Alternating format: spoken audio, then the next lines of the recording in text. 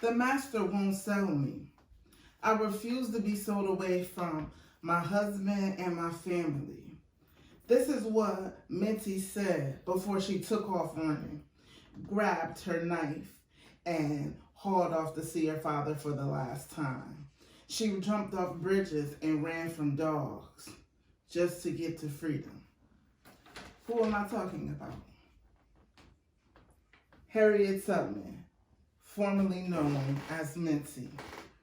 She was a slave that I was talking about. She was not going to be sold upriver away from her family. Her story is so powerful that it shaped the world, and it will empower you to live your purpose. I was so intrigued by Harriet's story that I had to read several books about her and study about her, and also watch her movie, which was phenomenal.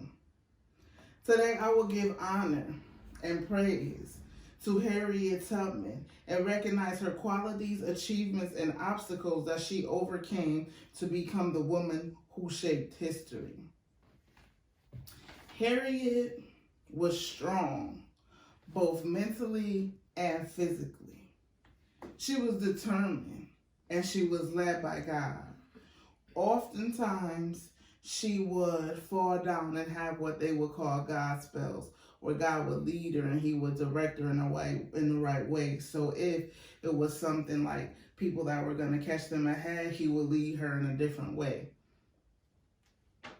She was smart and willing to risk her life to save others.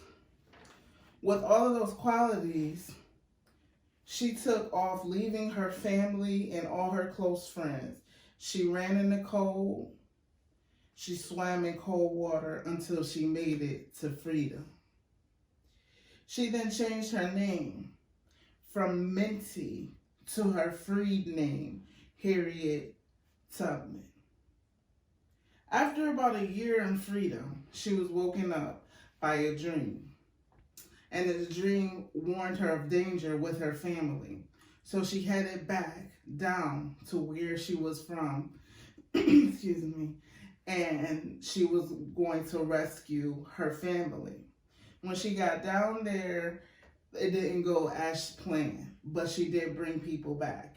And this would be her first of many trips rescuing slaves. She had a quote that says she would have rescued more slaves if they only knew that they were slaves. During her flight to freedom, she overcame many obstacles. She had to deal with separation from her family, but she had to still be determined to get to her goal, even in spite of the feeling of missing and the loneliness that she felt from leaving her husband.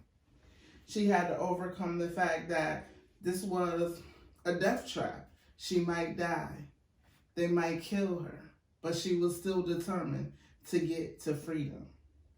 She overcame being hungry, the different weather conditions, but she made it. She pursued her purpose in spite of. And I believe that's what her story wanted to show us, that your determination and your willpower will guide you. And you have to lean in it and believe in it in spite of all your obstacles.